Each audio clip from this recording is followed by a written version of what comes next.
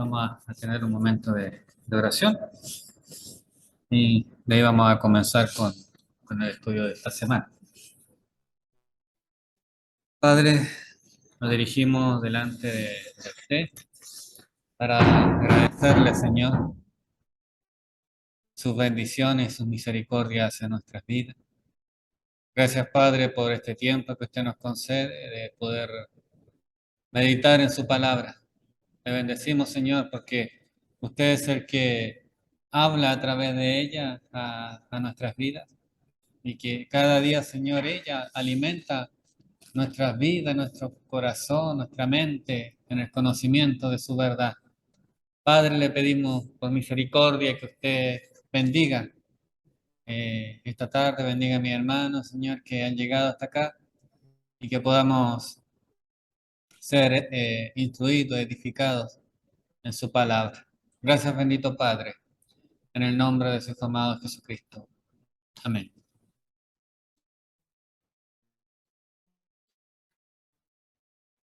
Bien, vamos a ver, un milagro que el Señor hace saliendo de Jericó. Eh, Recordemos que entrando a Jericó, el Señor Jesús sana a un ciego. Eso lo vimos en el capítulo 18, al finalizar el capítulo 18. Después, entrando en Jericó, se encuentra con Zaqueo, capítulo 19.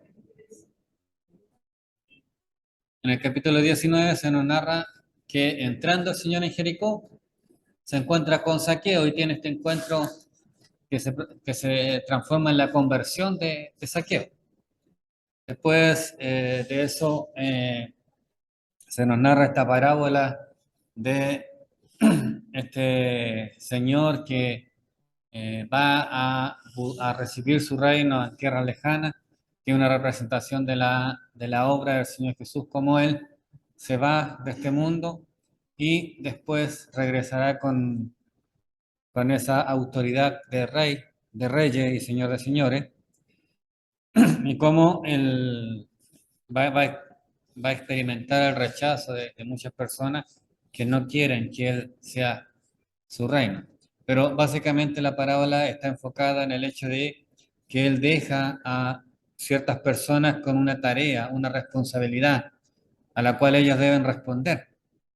Les entrega ciertos talentos que ellos deben trabajar para después cuando este señor regrese, les pueda retribuir conforme a su fe, a su obediencia, a su fidelidad al Señor que les ha encomendado la tarea.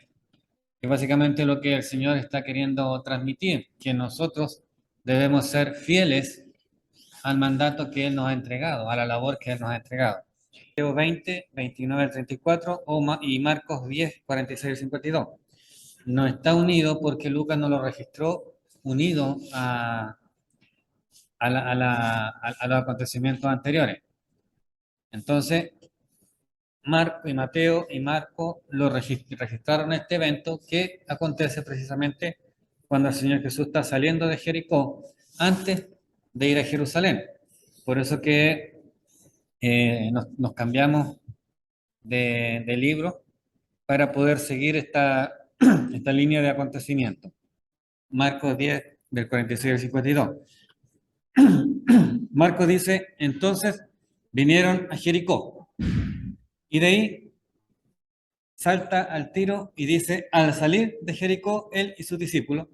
Entonces, no narra nada de lo que aconteció mientras estuvo en Jericó. Eso es lo que Lucas nos ha mencionado. Al final del capítulo 18, cuando narra la sanidad de este ciego, al entrar a Jericó, el encuentro con Zaqueo y la parábola de las minas que se menciona en los versículos siguientes, en el capítulo 19. Entonces Marco pasa directamente a la salida del Señor de Jericó y dice, al salir de Jericó él y sus discípulos y una gran multitud, Bartimeo el ciego, hijo de Timeo, estaba sentado junto al camino mendigando. Ahora, esa relación del nombre de Bartimeo con Timeo es precisamente por eso, una identificación con su padre y por eso que tiene este nombre. Seguramente fue una derivación del nombre del padre que le puso ese nombre. No tiene que ser mayor relevancia, pero lo que sí que este hombre estaba mendigando y dice, y oyendo que era Jesús Nazareno, comenzó a dar voces y decir, Jesús, hijo de David, ten misericordia de mí.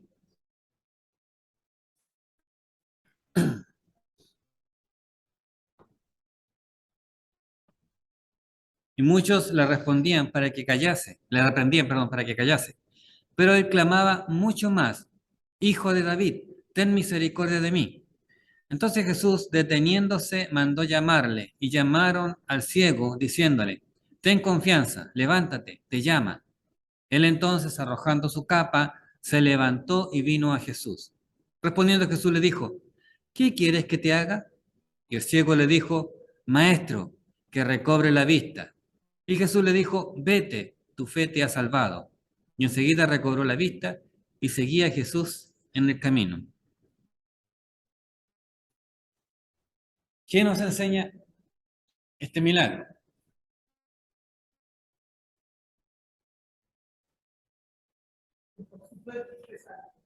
¿Mm? Tenía fe. Y el Señor le dice que por su fe se ha salvado.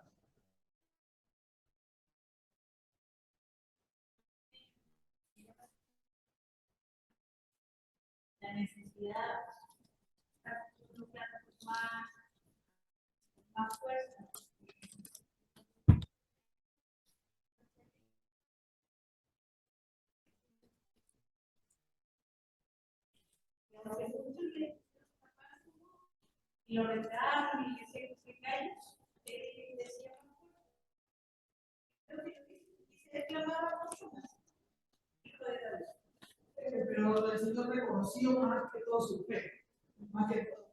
Él ha sido, él está hecho fuerza, está hecho. Yo conocí lo que estaba dentro, su corazón, lo que entregó él a confiar en él. ¿Cómo exteriorizó él su fe? ¿Cómo exteriorizó él su fe?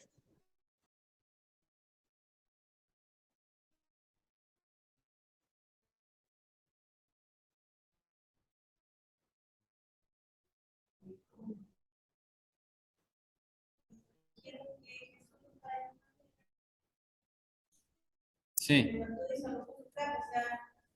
pero él reconoció a Jesús. ¿Cómo lo reconoció?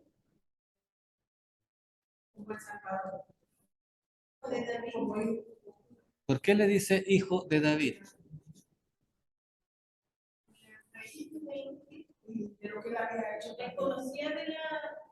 Sí,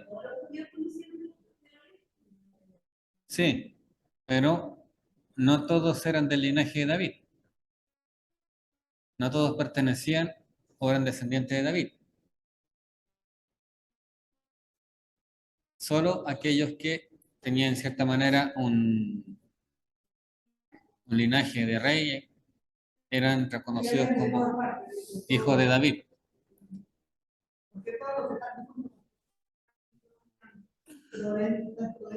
De David, ahí habían de otro. De hecho, sí, de hecho, solo el Mesías sería reconocido como hijo de David, porque ya, en cierta manera, el linaje de reyes había terminado, ya no estaban los reyes descendientes de David reinando. Pero al mencionarlo como hijo de David, él reconoce en él un linaje de rey, de señor. Por lo tanto, su grito no fue simplemente de a tontería loca, sino que él sabía, y dice el texto, que él reconoció a Jesús. Lo reconoció como hijo de David. La primera enseñanza. Un ciego reconoce al Señor en medio de una multitud de personas que tenían sus vistas, pero no reconocían al Señor. No lo reconocían como el Mesías, como el enviado. Este hombre lo reconoce. Por eso que el Señor le dice, tu fe te ha salvado, no porque haya analizado, aunque sí lo hacía el corazón, sino porque se exteriorizó lo que él creía, lo que había en su corazón, al reconocerle como hijo de David. Ahora, recordar un poco que Jericó era una ciudad donde mucha gente pasaba, aunque era un lugar muy grato, pero era un lugar también que se identificaba con el pecado, porque era como de mucho disfrute, de mucho placer. Entonces, la enseñanza radica primero en lo que mencionaba, en que este hombre, a pesar de que era ciego, pudo identificar y reconocer al Señor, en medio de una multitud que veía con sus ojos, pero que eran ciegos espiritualmente. Lo segundo es que de un lugar, de un mundo de pecado, el Señor, aquel que clama a Él lo escucha. Aquel que se encuentra en una ceguera, pero reconoce en Él, el Señor lo escucha, responde a su llamado. Lo otro también es que en medio de este mundo de pecado, en medio del pecado, una persona que quiera, que clame al Señor, va a enfrentar mucha oposición, muchas luchas que van a tratar de impedir que, que pueda acercarse al Señor, al igual que lo experimentó este ciego. Pero sin embargo, el Señor siempre escucha a aquellos que claman y nunca dejará sin responder a aquellos que le claman a Él. Entonces, la fe de este hombre fue tan fuerte que sin importar la dificultad o los problemas o la posición que tuvo para acercarse al Señor, él perseveró, perseveró hasta que el Señor extendió su mano y lo mandó, lo hizo llamar. Es como un simbolismo un poco de la vida del ser humano en este mundo de pecado, de cómo si verdaderamente clama al Señor de todo corazón, el Señor no va a dejar de responder a su clamor, pero sí no está, este clamor no está exento de oposición, de resistencia. Entonces, eso es más o menos lo que simboliza este milagro del Señor Jesús. Después de eso, capítulo 19, versículo 28, dicho esto, dice, iba delante subiendo a Jerusalén. Eso es solo un conector. El versículo 19, versículo 28 del capítulo 19. Solo un conector. No tiene mayor relevancia, solo para decirnos que el Señor después de eso ya se dirige hacia Jerusalén.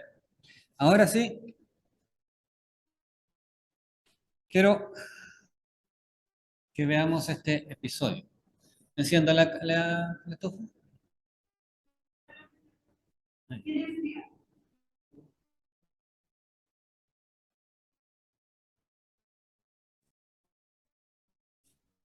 Quiero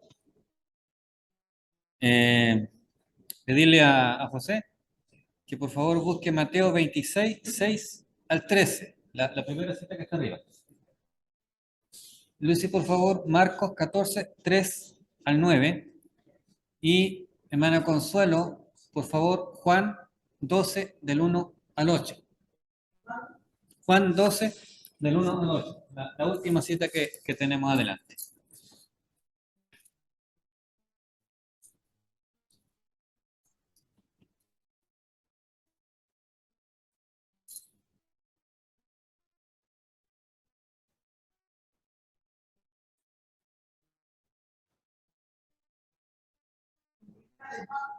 No, Juan, el Evangelio de Juan. Después de Lucas, Juan.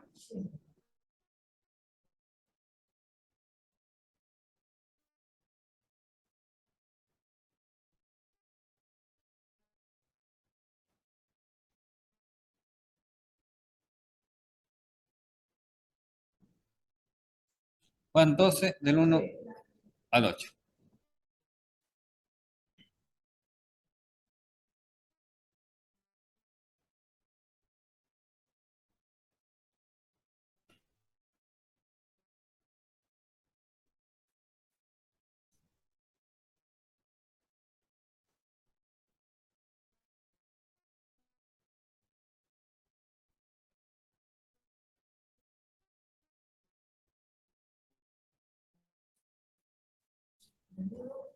Del 1 al 8.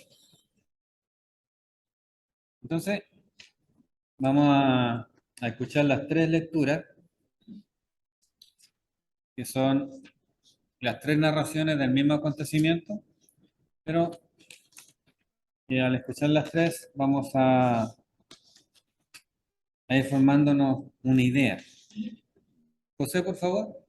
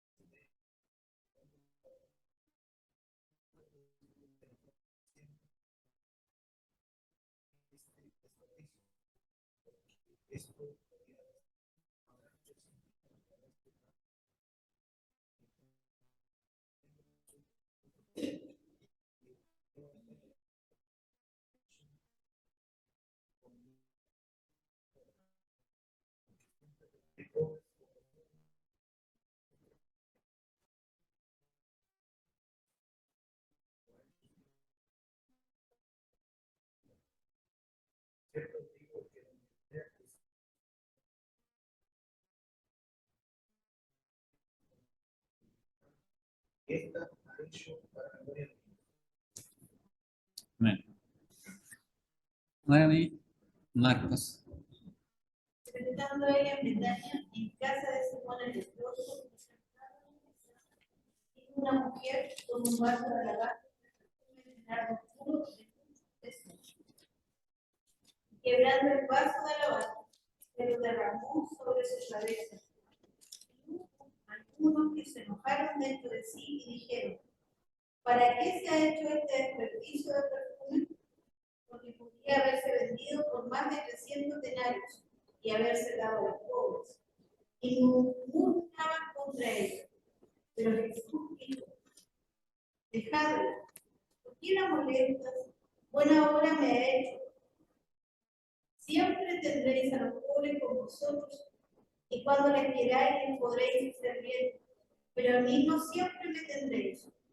Esta ha hecho lo que podía, porque se ha anticipado a ungir mi cuerpo para la sepultura.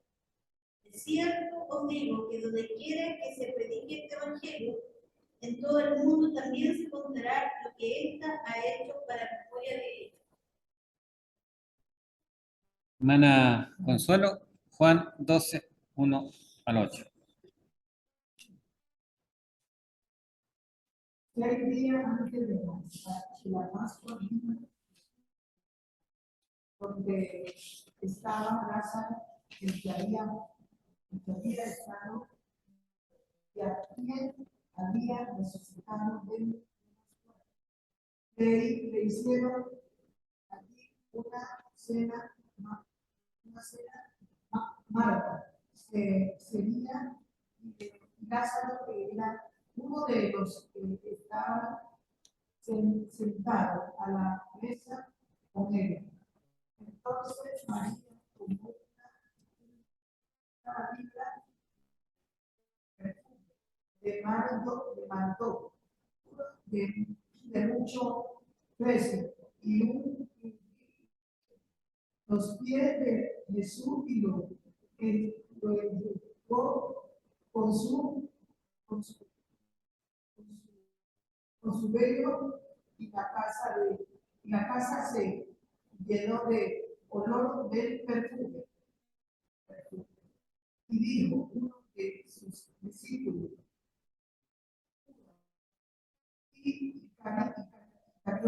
hijo de Simón, el que le había de entregar, porque no fue perfume vendido por 300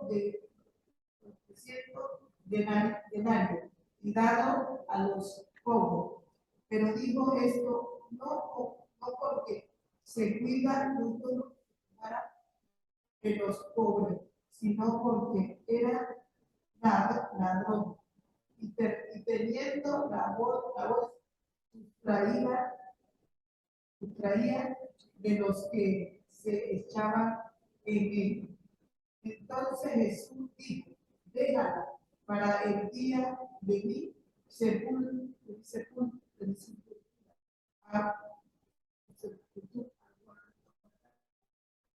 Esto, porque a los pobres siempre lo tendréis con vosotros, mas a mí no siempre me tendréis. Bien, pareciera que son parecidos los relatos, pero cada uno tiene algo especial, algo diferente que aporta. Pareciera que hubiese una contradicción en los relatos. ¿Cuál? No sé si se dieron cuenta de cuál sería la contradicción que había en los relatos.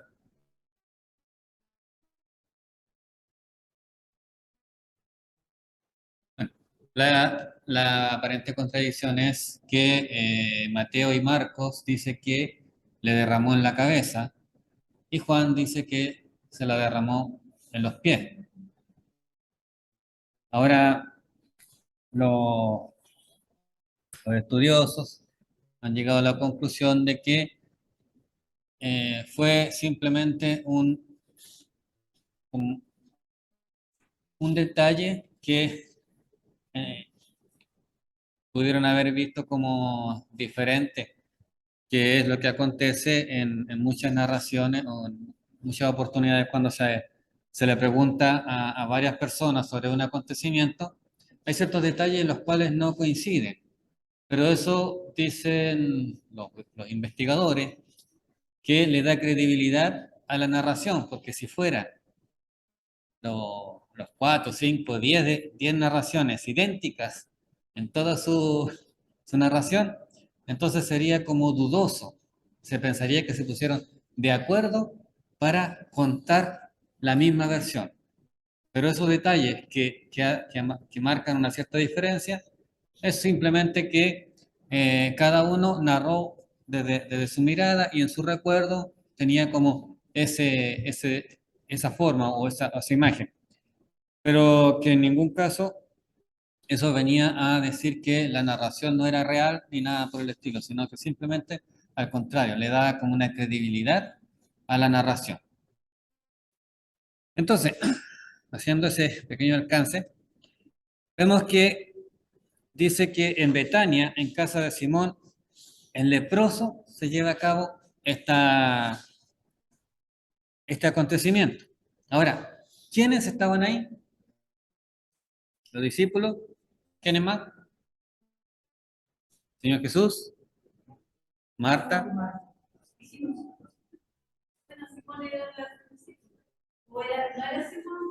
No, no era Simón Pedro.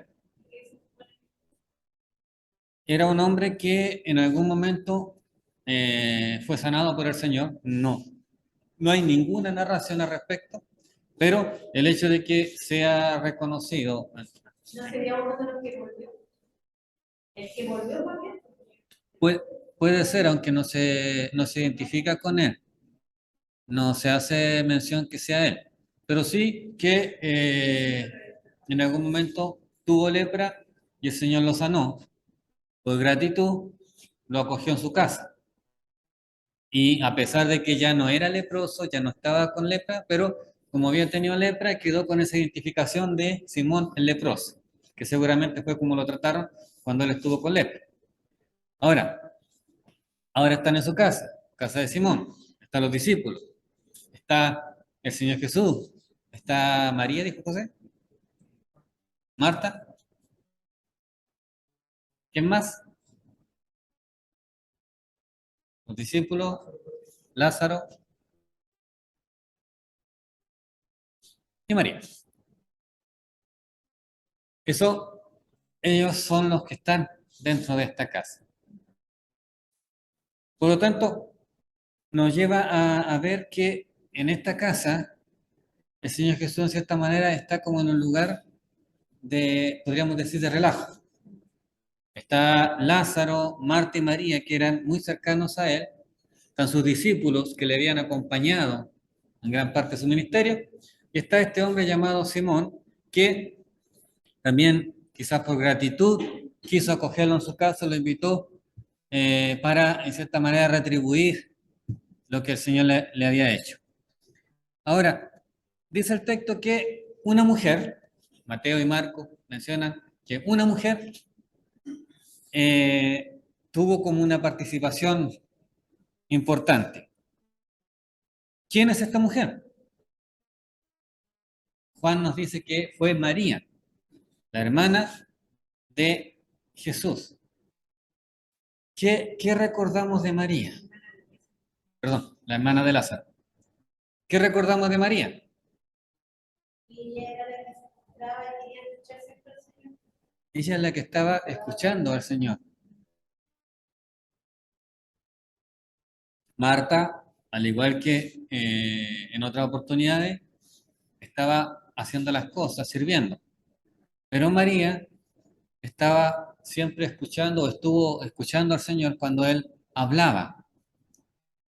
Y ahora ella hace algo que le da en cierta manera un realce a, a su, a su, a su acción. Ya no está ella sirviendo como lo hacía Marta, no está sentado como Lázaro, no está, no es su casa como lo es de Simón, pero ella hace algo. ¿Qué es lo que hace? Toma un vaso o trae un vaso de alabastro de perfume de mucho precio. ¿Qué era eso?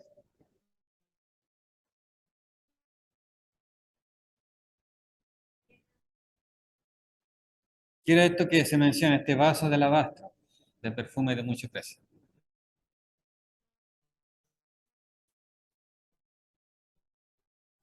No sé si lo leí en una parte, pero ese aroma estaba para cuando la persona comía. Era un viento, ¿no? Cuando las personas morían, las ungían con mirra. Por eso que hay una similitud entre, no recuerdo el texto bíblico, Isaías y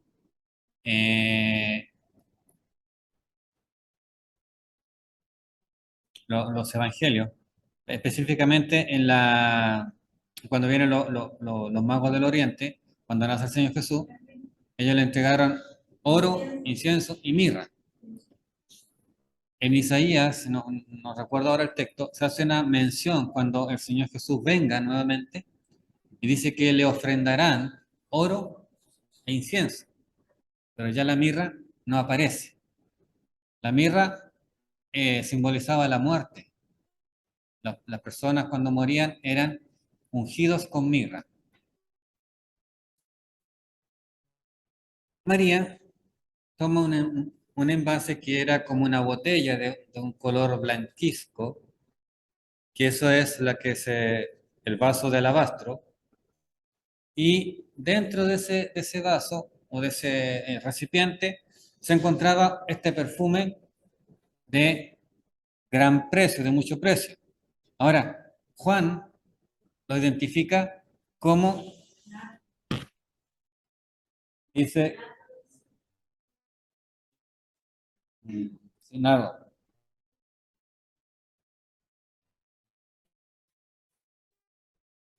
Entonces, este perfume era muy caro.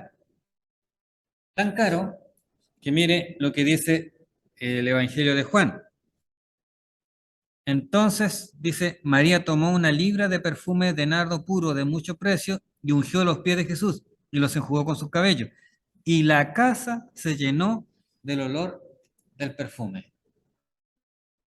Entonces, ese era un perfume muy fino, muy costoso, a tal grado que tenía una, una, una expansión del aroma tan grande que llenó la casa donde se encontraba. ¿Cuánto costaba este perfume?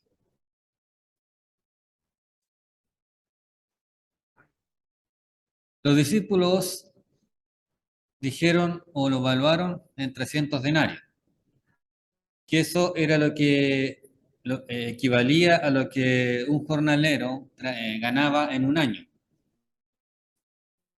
Por lo tanto, era un valor muy alto para cualquier persona. Eso nos lleva a entender de que para María tiene que haber sido un gran esfuerzo juntar ese dinero o poder conseguir ese perfume. Tuvo que haber trabajado quizás mucho, haber juntado de alguna manera el dinero suficiente para poder comprarlo. Lo que nos hace pensar un poco de que no fue algo que hizo así como impulsivamente, sino que tiene que haber sido algo que ella hizo con una cierta preparación, con un tiempo de preparación, para poder quizás juntar esa cantidad de dinero y poder comprar ese perfume. ¿Qué hizo ella? Se lo vació o se lo derramó sobre la persona del Señor Jesús. Ella rompe el envase de tal manera que no tenía ninguna intención de guardar algún resto de ese perfume, sino que lo tenía apartado, consagrado para usarlo con el Señor Jesús. Era el propósito de ese perfume, derramarlo sobre el Señor Jesús. No, no fue como dije anteriormente algo instintivo, algo del momento, sino que fue algo que ella había pensado de antes. En gratitud quizás al hecho de que había resucitado a Lázaro, pero quizás había algo más. ¿Por qué habrá hecho eso?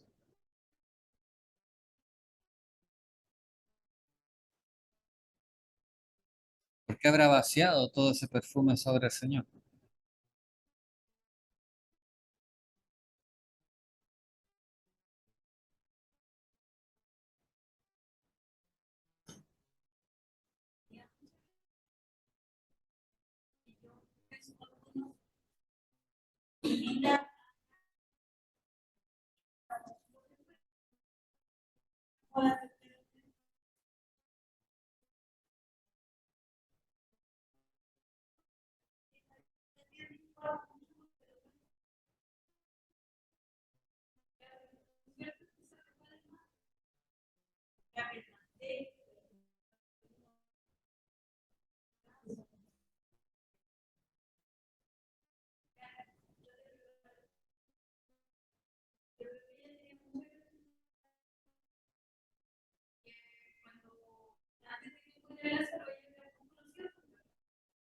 Ella estaba postrada escuchando y fue cuando su hermana le dijo que le dijera a Jesús que le ayudara porque y después cuando parece que la sociedad femenina que más cuando ella salió a escuchar a la cuando ella puso la sala, parece que la femenina no estaba viendo. Y ella corrió al Señor y se postró para decirle que su hermana había muerto, pero que él también se hubiese sentado, no había pasado. Que dice la palabra que resucitó y era su hermano y a los tres nomás se tuvo que haber hablado mucho. Y yo creo que desde ahí ella pensó en tener algo especial cuando llegara Jesús. Algunos teólogos dicen que ella tenía ese perfume, quizás de mucho tiempo antes, y lo tenía destinado para venderlo y poder tener ganancia, que era como su tesoro, que era como lo más valioso que ella tenía, y que quizás lo había guardado pensando un poco en el futuro, de poder eh, hacerse una cierta estabilidad, un equivalente a lo que hizo la viuda de las dos monedas. Bien. No creo que sea pecado imaginar un poquito más. Ella era soltera, ¿no? ¿Cómo sabe? A lo mejor era para su matrimonio, para algo muy especial, pero fue Jesús muy especial. Era eso. Hace unas semanas atrás hablábamos acerca de la parábola de la moneda perdida. El hijo pródigo, de la moneda perdida y de la oveja perdida. Y la moneda perdida, esas 10 monedas eran la dote que el padre le entregaba a su hija cuando se casaba. Y ese era su tesoro, y ellas los cuidaban y los guardaban. Y por eso era tan importante que esta mujer recuperara esa moneda, porque para ella era algo muy lamentable que se le perdiera su moneda, esa moneda. Quizás para María ese perfume era eso, era lo que ella tenía reservado para un momento o para algo muy especial, quizás para su matrimonio, o quizás para algo que para ella tuviese una gran importancia, dado el valor que eso tenía. Entonces, cuando el Señor Jesús resucita a Lázaro, ella experimenta una gran gratitud hacia él, no solo por la resurrección de Lázaro, sino porque por toda la enseñanza que le había escuchado al Señor Jesús. Y siendo ella la que escuchaba, la que le gustaba escuchar, quizás retuvo mucha de esa enseñanza y entendió que verdaderamente el Señor Jesús era el Mesías, era el Salvador. Entonces, podríamos quizás pensar que ella hace esto en gratitud por la resurrección de Lázaro, pero también en gratitud por lo que el Señor va a hacer. Quizás ella entendió, pudo entender el propósito o la labor, la tarea que el Señor Jesús venía a realizar. Quizás una mezcla de mucha gratitud se derramó sobre ese momento. Ahora, dice que la gente que estaba ahí murmuraba contra ella. ¿Por qué murmuraban?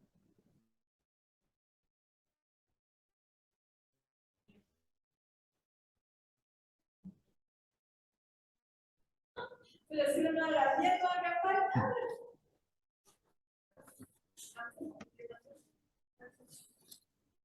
¿Por qué?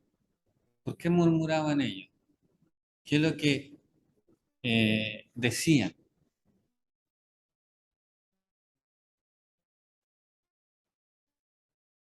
¿Qué fue lo que cuestionaron ellos?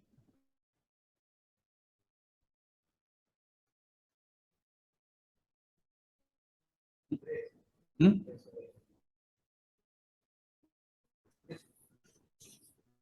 Claro, ellos decían que ese perfume era muy caro como para verlo derramado sobre Jesús. Su cuestionamiento era que se había desperdiciado ese perfume, pero, a ver, ¿puedo decir algo? ¿sí? Porque yo caigo en lo mismo. No, hace tiempo, ¿te acuerdas cuando la hermana Margarita le dice, mira, quiero a Chile para cierta situación? Y lo destinaron a algo, que fue con fundación del pastor. Yo misma dije, ¿por qué no lo repartieron desde todas las iglesias que hay en Chile? cada una ve lo que hace. Entonces, ya eso está destinado, sí, sí, lo sé. Pero uno mismo, no estando en el lugar de la persona, siempre quiere poner de eso.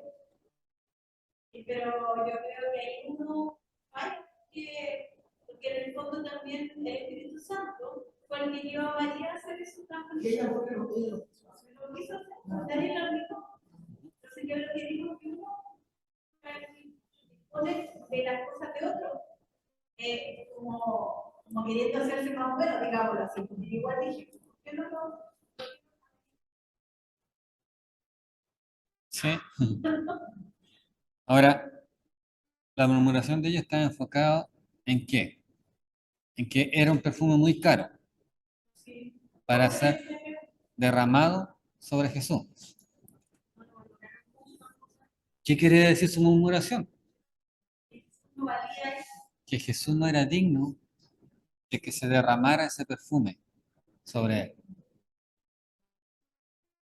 Que era un desperdicio derramar el perfume sobre Jesús cuando se podría haber ocupado en algo, en otra cosa, en algo más valioso, más importante, más loable. Entonces, en cierta manera ellos estaban menospreciando, ¿sí? Estaban despreciando al Señor Jesús, al, al valor que el Señor Jesús tenía como, no como persona, sino como Salvador. Quizás si hubiesen hablado de la misma manera si hubiese sido cualquier persona,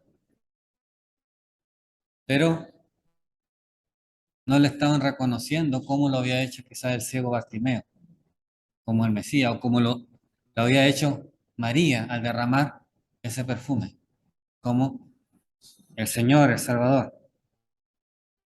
Dejadla, ¿por qué le molestáis? Buena obra me ha hecho. Ahora, ¿qué es lo que hace el Señor?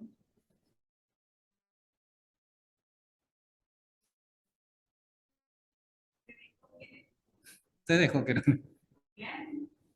Se dejó querer. Defiende lo que María ha hecho. Le hace ver a la gente que lo que ella ha hecho no está mal, no es un desperdicio, no es algo incoherente, una locura, sino que ha hecho una buena obra, algo correcto, algo bueno.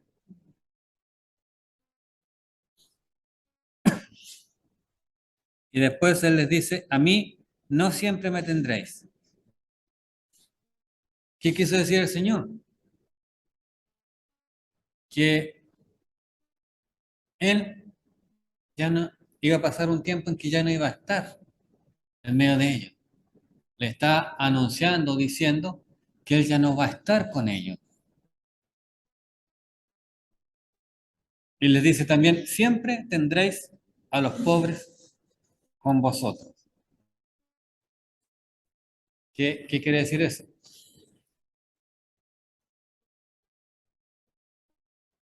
¿Mm? Que él va a tener que irse. Pero él dice, no siempre me tendréis.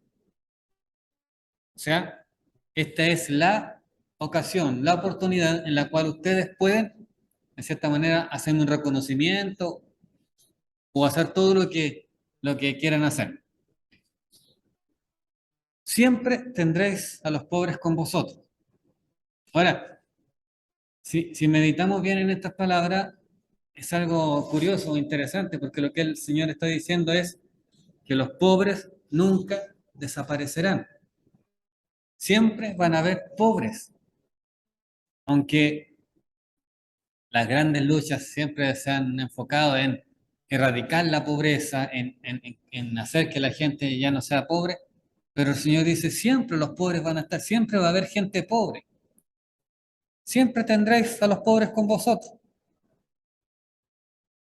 No, no es algo que se pueda cambiar, pero en cambio, sí podían honrarle a Él, porque Él ya no iba a estar mucho tiempo con ellos. Había una diferencia. Ellos quizás tenían la mejor intención de o podríamos decir que era muy loable lo que ellos decían, de poder haberlo dado a los pobres. Pero el Señor le dice, los pobres siempre van a estar, nunca van a poder erradicar la pobreza. En cambio, yo no siempre voy a estar. Esta ha hecho lo que podía. O sea, ella no dio lo que le sobraba, hizo lo que podía. Esto es como cuando un padre sale a trabajar con su hijito, niñito chico de 5 o 6 años, y el padre toma una carretilla, una pala, y se va hacia un montón de arena, de rito, lo que sea. Y su hijito, de la misma manera, su carretilla de juguete, su palito de juguete. Se va al mismo montón de tierra. Entonces el padre empieza a trabajar con su pala, a llenar la carretilla con el material que hay ahí, y el niñito imitándolo, también empieza con su palita a echarle a su carretilla de juguete. Cualquiera diría, ese niño no está haciendo nada, está jugando, pero él está haciendo todo lo que puede. No puede usar una pala de adulto, no puede usar una carretilla de adulto, pero esa palita y esa carretilla para él son todo lo que puede hacer. Es, es entregar todo su esfuerzo para ayudar a su padre. De cierta manera el Señor dice eso de esta mujer, de María. Ella, esta ha hecho lo que podía, o sea, ya no había nada más que podía hacer ella. Entregó todo lo que podía, todo lo que tenía. Por lo tanto, la gran enseñanza es esa. Esta mujer entregó todo lo que podía al Señor. Y después dice, se ha anticipado a ungir mi cuerpo para la sepultura. ¿Qué significa esto? Se ha anticipado a ungir mi cuerpo para la sepultura.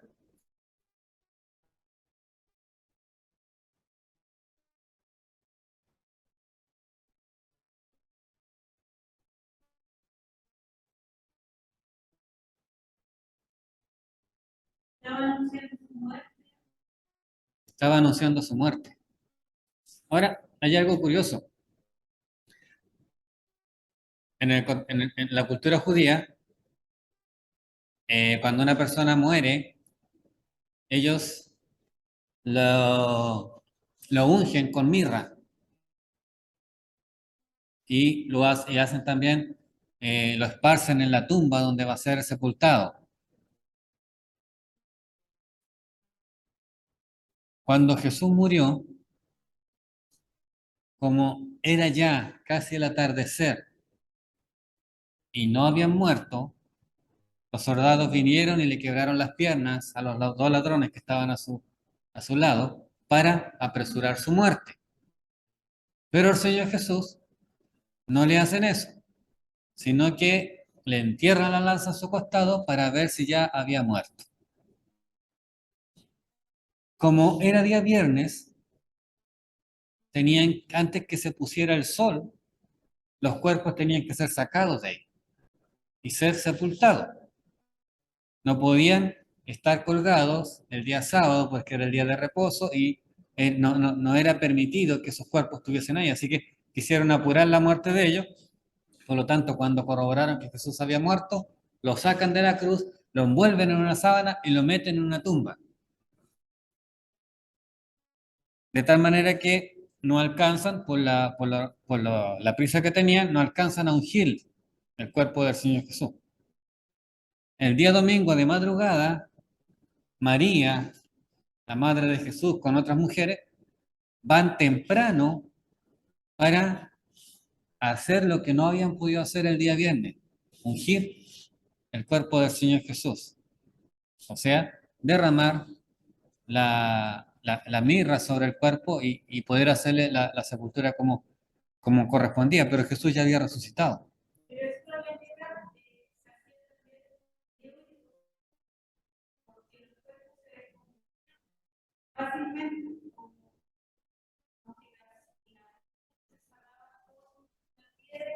pero no igual sería. De hecho, es para eso. Para evitar esto, no pueden, Ujú. ahora yo no creo que lo hagan, que ahora es diferente.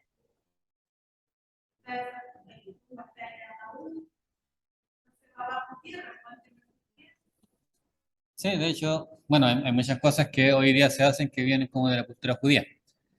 Pero el asunto es que Jesús jamás, el cuerpo del Señor Jesús fue ungido.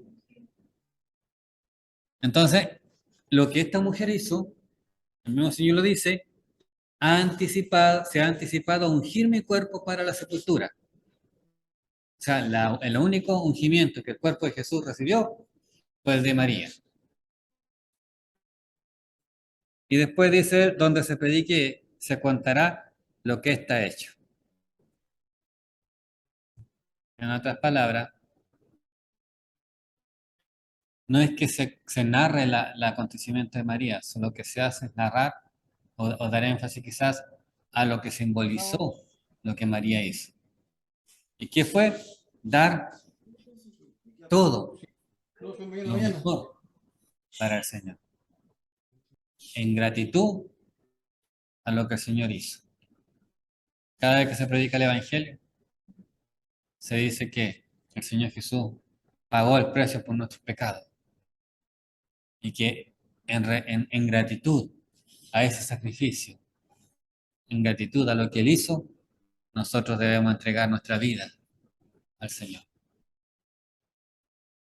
Y a eso se refería el Señor cuando dijo que donde sea que se predique, se mencionará lo que esta mujer ha hecho. Y eso es lo que el Señor nos enseña en, en este pasaje. Que el Señor pueda bendecir nuestras vidas, que el Señor pueda obrar también en cada uno de nosotros y que nos permita poder hacer lo que María hizo o esta mujer hizo, entregar lo mejor para el Señor. Que el Señor nos bendiga, vamos a ir finalizando.